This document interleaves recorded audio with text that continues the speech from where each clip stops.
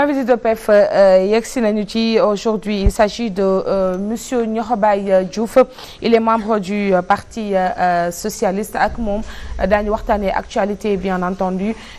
ñu ngi fii ak moom déjà il vient de nous rejoindre sur le plateau. Monsieur Diouf, bonjour. Bonjour, je vous remercie pour l'invitation et salue tous les téléspectateurs qui nous suivent. Alors c'est un plaisir vraiment de vous recevoir sur le réveil des sans voix. Pierre-Edouard Faye maa ngi lay nuyu. maa ngi lay fay Aïcha di nuyu ñëpp ñu ñuy suivre di nuyu suñu invité Niokhobaye Diouf ak Pape Sané notre chroniqueur maison. xanaa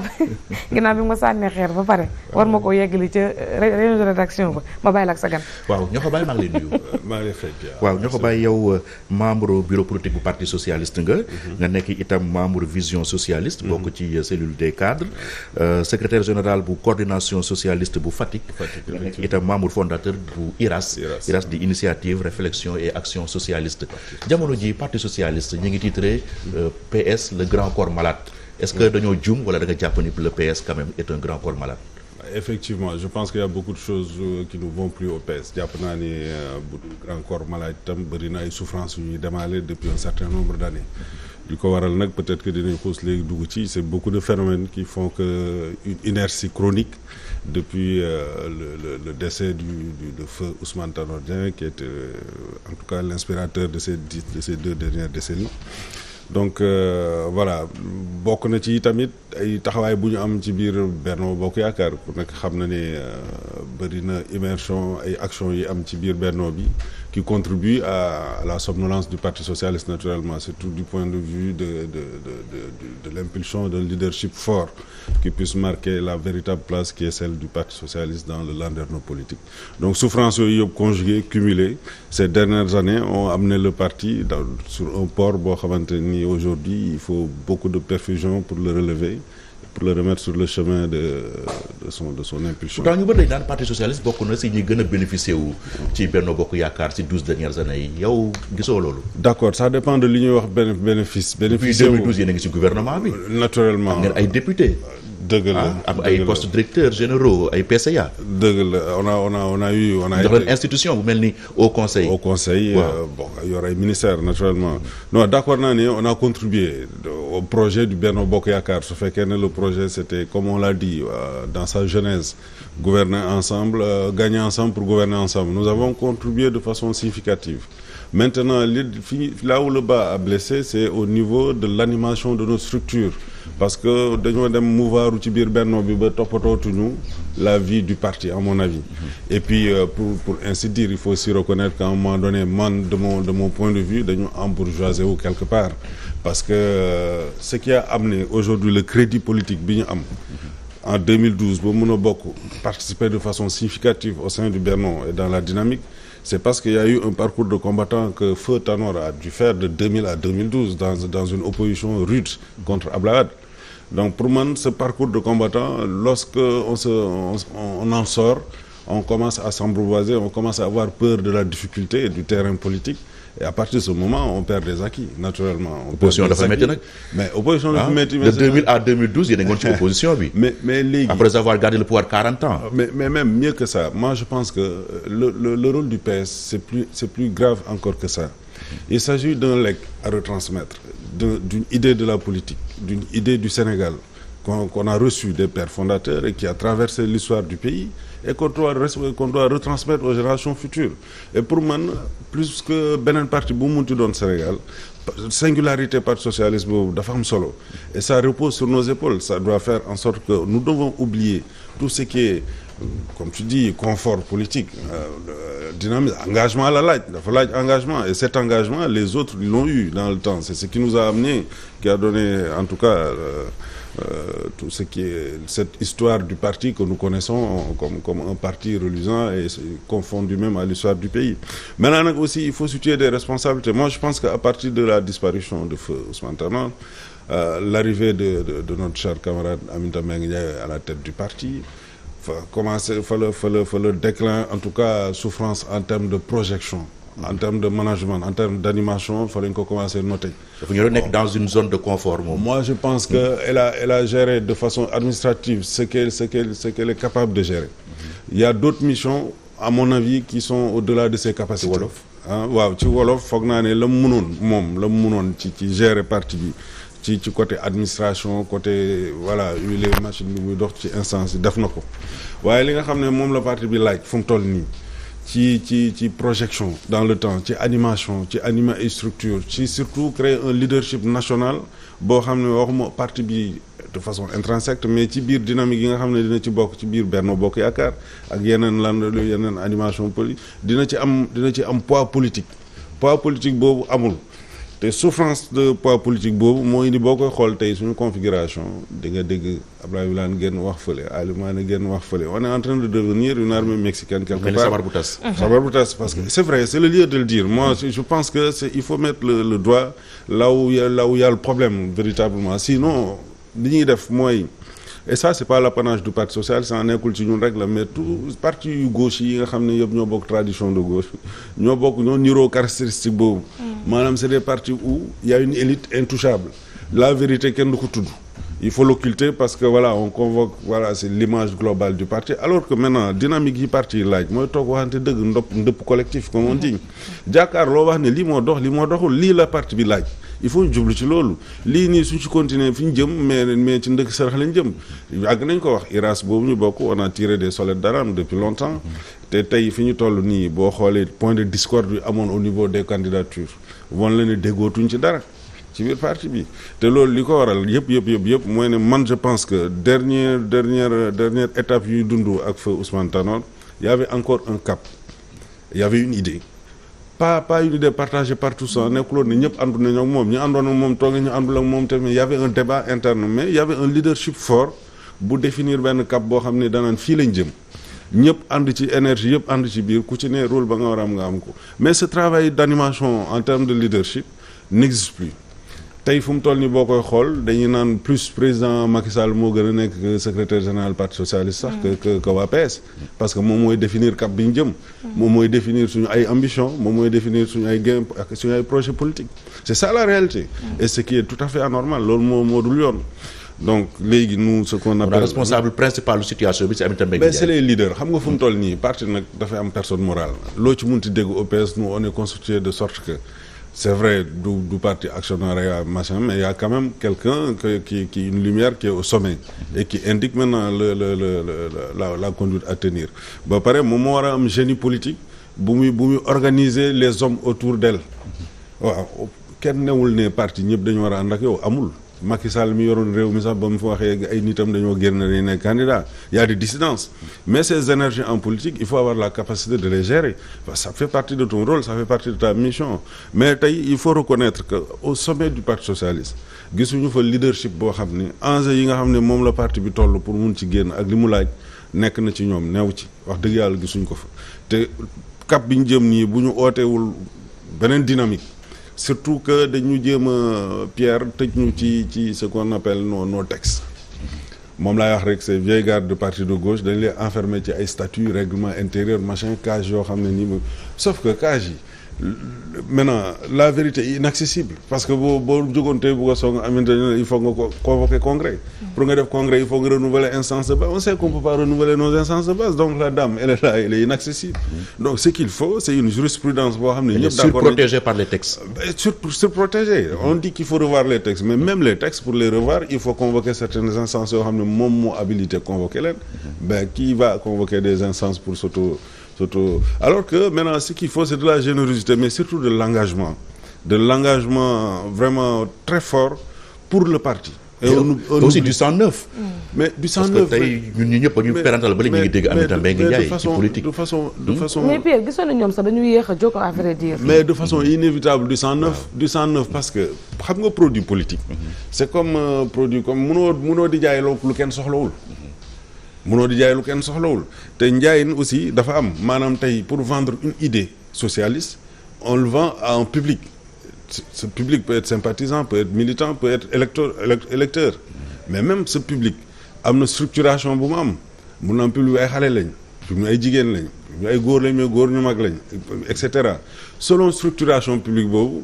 am ñuy porter message bi mais bu fekkee ne yow ña daan porter message bi temps Senghor ak discours bañ daan am temps Senghor lay ñëw bu ko jaayee tey jii génération bu fi nekk même si le contenu il est bon mais les éléments de langage vont fausser forcément t'es pas audible c'est pas réceptif par rapport ak ñi lay ñi. mais monsieur Diouf élément de langage bi ñu lay war a tenir également moom mooy ne que def benn genèse fàttali ko ne yéen aussi da ngeen a nelaw 2012 ak léegi mu ñu leen nekk un parti bu nga xamante ne nii comme wax nga ko léegi da ngeen doon am benn poids bu significatif en tout cas ci élection le président Macky Sall 2012 ak léegi ngeen war a firndeel seen bopp wan ko ne compagnonnage la te ñun aussi am na fuñ la yóbbu dëggal suñu bopp mais da ngeen dem a dem nuuru ci coalition Benno Bokk Yaakaar ba sénégalais yi ñoo fàtte faf non loolu il faut le dire Pierre man noonu la ñoo fàtte faf PS ak AFPR ak yeneen ni parti ak ligue xawma ligue démocratique yooyu yëpp kenn waxatu ko te à la limite parti socialiste waroon a nekk ci parti yi nga xamante nii ba jëmm yàllaay tey après 50 ans des indépendances wala 60 ans sax wala 100 ans dañu war di bokk ci élection présidentielle dafa am solo parce que parti yi gën a structuré Sénégal ci la bokk quand même dañuy wax ne parti socialiste patrimoine national pour son histoire qui est confondu à celle du pays on l'a dit tout à l'heure mais pourquoi ma d'accord ak yow soxna si coalition dañoo dem ba le génie de Macky Sall du président Macky Sall qui est une virtuose politique ça il faut lui reconnaître mais sauf que ñun bu ñu demee ba mu dominer suñu ay leaders. alors génie la. moi je trouve tenir une coalition au pouvoir yomb na. parce que on a les moyens on a le degré. j'estime que faire le vide. ñoo nangu privilégié rek. déglu rek faire le vide entre autres choses faire le vide autour de lui il fallait le faire. aujourd'hui bu ñu demee ba amatul une opposition significative qui a à mon sens créé les dérives qu'on a connues d'acteurs qui ne sont pas des acteurs politiques. dugg ci politique def ci ay dérives yeneen yoo xam ne bu ñu ko encadré woon ak ay politiciens comme ni ko ñoom dans ko doon defee. les gens de la gauche qui étaient virulents Abdoulaye Wade à l'époque aussi mais qui étaient des sujets politiques qui maîtrisaient le terrain politique doonu lu am mais pour revenir à la coalition comment nu mu noyé pour man coalition d'ailleurs ñun suñu taxawaay dañuy nasaxal coalition parce que une coalition forte telle que nu ñu ko soxlaa te ñu ne ci ay grands ensembles lañ jëm désormais benn parti unique mënatul a dem il faut nga bokk ci ay ensemble yu bëri boo buggee bokk ci ensemble te defaroo yow sa bopp nga am une lumière boo xam ne di nga am contribution bu puissante au sein de cette coalition ñaar ngay indi benn da ngay nasaxal coalition bi deuxièmement rôle ak importance ak dayoo bañ la war a jox ci biir coalition bi duñ la ko jox mais duñ la ko jox naturellement parce que wane woo ko ci sa doxalin wane woo ko sa jëfinin donc du rek ay waxi kese ñun dem nañ ba nga xam ni dañoo mouvoir ci coalition boobu koo def parti te coalition parti du benn c'est une coalition de partis ça veut dire que c'est une juxtaposition une addition de partis mais c'est pas en soi je sais pas moi une excroissance du parti de l'APR rejoint par d'autres énergies et ça devient un grand parti de l'APR d'ailleurs parce que li koy wone mooy xoolal rek liste du parrainage. waaw boobu naa si egsi sànq mais avant boobu. yéen waa IRAS fan yële convoqué woon nañu leen conseil de discipline Aïcha yaa ngi koy fàttaliku. yaa jëloon fii coordonnateur bi di Boubacar Baldé alors fan la mujjee. non fi mu mujjee mooy dem nañu expliquer wu laaj nañu suñu taxawaay lan moo ko waral ndax nax saxal parti bi moo taxul ñu jóg ndax on leur a clairement expliqué loo xam ne bindoon nañ ko wax ko présenté ko ci mémorandum bañ yoroon. mooy ne maanaam initiative bi li ko indi on le dit on va le répéter tout le temps mag bu jóg jël engagement am choisir militer ci benn parti def ci énergie am dem ba nekk ci responsable mooy ne dafa bëgg a participer dans la vie dafa bëgg a participer dans la vie communautaire dans la vie sociale à l'amélioration des conditions d'existence de ses concitoyens ku mel noonu boo bëggee tëj gémmiñ ñoom ne doo wax ci lu xam parce que il faut que ñi war a wax waa Sen la bu génnul seen bureau politique tous les mois lañ ko war a commémorer tous les 6 mois lañ ñuy woo mais li nga war a wax foo koy waxee fu dul. mais les instances régulières ñu ngi fonctionner. les instances régulières wax leen foofu seen problème ne sont jamais convoquées. bon keroog waxtaan naa seeg sama camarade Ablaye Wilane mais fi ñu toll ci politique dafa am loo xamante ne nii bu ñu déggoowul def ko moom laa lay wax dañuy tënk ci ay texte ci ay yoon yoo xam ne canevas yu improductif parce que da lay leer ni du mujj fenn da ngay tu as beau crier léegi nag IRAS li ko indi mooy ne dañ nañ ba seetlu ne pour porter écho à ces sommes de rumeurs yi am dans nos rangs nañ leen dajale ces sommes de grogne et de murmures ñu def écho bu fort pour mu nekk une voix consistante qui puisse interpeller le parti sur sa marche wax ne lii lañ gis ne nii la war a doxee lii nii pour selon ñu nii la on a impulsé une réunion un séminaire quand même par la force de la pression qu'on mettait à côté dans les couloirs du parti, par presse interposée s'il le fallait, mais on a réussi à faire bouger des lignes aujourd'hui. Et moi j'estime que ça a été utile et c'est utile de continuer cet exercice-là. kon kay Pierre c'était prévisible li ñu leen def par rapport ak liste parrainage bi ñu écarté. conseil de discipline bi looloo koy ni woon bon selon eux on gênait en tout cas la marche du parti et l'influence positive qu'il devrait avoir au sein du grand ensemble. dañ leen woowoon pour napp leen quoi. non la ñu woo pour napp ñu quoi. Donc mais bon. moo tax ma ne c'était prévisible li ñu leen def napp nañ leen ba pare. en fait déjà dama koy nuyu. maa lay fay. Pour man je me dis est-ce que quelque part parti socialiste ils n'ont pas été pris à leur propre piège, c'est-à-dire le piège mooy que en 2012 enfin 2000 ba 2012 ils ont assuré nu mu ko waxee une opposition. Mais est-ce que à partir de 2012 ils n'ont pas eu peur de leur passif, c'est-à-dire seen li ñu bàyyi woon c'est-à-dire 40 ans yi est-ce que ils n'ont pas eu peur de ça. À côté il y avait quelqu'un qui était nouvellement élu bi nga xam ne il avait peur d'un actif à venir mooy 12 ans de 2012 à 2024. Alors ñoom c'est la rencontre de deux peurs. C'est mon avis hein. ñoom ñu dugg ci et comme ni ko Aïcha waxee ça a été très facile pour ñoom parce que embourgeoisement bi ñu wax c'est durant les 40 ans que le parti socialiste est embourgeoisé. Le parti n'a jamais pu faire quand même dans l'opposition. D'ailleurs, on se rappelle bien les propos de feu Ousmane Tanor Dieng. Moi, je suis dans une opposition républicaine. Tout en sachant que Wade mii leen gagné woon, il n'a pas fait de l'opposition républicaine. Mais moom dafa noonu il faisait de l'opposition républicaine. Mais léegi, ma question est de savoir, est-ce que vous ne pensez pas, après les derniers scores de Diouf, bi mu fiy jógee bàyyi leen ak parti bi, ak seen compagnonnage avec le président Macky Sall, que vous soyez resté 12 ans et vous retrouvez, je crois, qu'avec 5 députés. Vous ne croyez pas que c'est un peu tard de revenir pour essayer de recoller à la base? Je m'explique. Il y a eu des questions d'intérêt national qui ont été soulevées ici. Comme Aïcha l'a dit, c'est un patrimoine, vous l'avez confirmé. Mais ba léegi mosuñu ci dégg Parti socialiste wax ci. Est-ce que tey jii vous pensez que vous avez les moyens de tenir un discours bi nga xam ne Sénégal yi dañ leen déglu? Oui, moi la réponse est oui clairement parce que xam nga lu tax mën nañ ko man je suis rentré au parti ça va faire bientôt un peu plus de 15 ans on va dire donc c'est pas pour ça que on a peur du passif pour répondre à la première interprétation. Le passif d'un parti on l'assume. Wolof.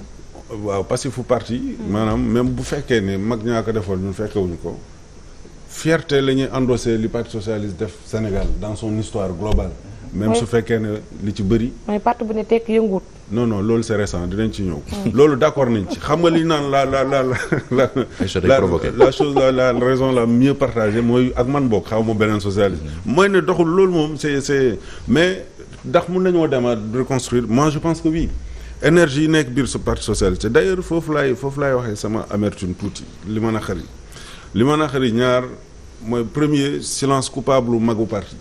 Quand je dis le silence coupable mooy toog nañ am conscience ji gis ne teew ne li seere ne li baaxul te mag lañ fekkee nañ démb fekkee nañ les sages du parti lu tax ba ñu toog seetaan te ay kàngam ñu mag ba pare contribuer à construire lii ñuy yàq nii lii di yàqu nii ñoom dañoo participer ci li ko tabaxoon lu tax ñu toog te kenn ci ñoom waxul. L'autre amertume mooy leneen li ma naqari mooy silence coupable cadre yi y a des cadres qui sont au PS ku nekk toog sa caverne dans ton si nga bokk vision socialiste. Vision socialiste. Et c'est de partager man de façon une vérité intellectuelle mooy ne lu ne fàng kenn du ko niitati léegi xam nañ li doxul lan la mais pourquoi kenn mënul jóg ñu mobiliser énergie dem uti ci solution. kon da ngeen toogoon muy dox rek ngeen toog. non toogoon muy doxul parce que léegi. y a l'histoire récente du comportement de la coalition. wane na ne on est dans un sursis et que suñu réagirul demain wóor na ne li Iras doon wax dëgg la ñu koy pousse ak fële nga machin ci lañ jëm. Lorsque incertitude bi toll na foo xam ne APR ci boppam xamatuñ fan lañ jëm ils sont dans une transition majeure. Où le président de la coalition avec le président du parti est en train de manœuvrer pour son futur. xamaguñ dina jàll xam ne dina jàll tey li yitteem moom nekkatul parti socialiste li yitteem léegi APR la ak nan lay def ba opérer transition. mais nous dans l'un dans l'autre ñun fan lañ jëm. da ngeen maintenir que yéen da ngeen war a am candidat. mais man ci li ma gënaloon man mooy ne dañ gënoon a war a fulaal candidature parti socialiste yooyu ñoŋal ko bu baax a baax a baax. ba nga xam ne candidature APR yi toog nii li tax tey bu jëlee Abdoulaye Diouf Sarr pour man jox ko mu diriger région de Dakar ci parrainage yi parce que luñ ko neexale ba mu fëggee dënam ne candidat la woon ñun buñ dëgëraloon Alioune Ndoye par exemple candidature wala dëgëral Jean Baptiste pardon mi jël candidat tey mënoon nañ ko dénk région de Dakar parce que on a mis une pression une force au sein de mais su fekkee ne passivité boobu ak toog de carte blanche moo dul yoon ci politique.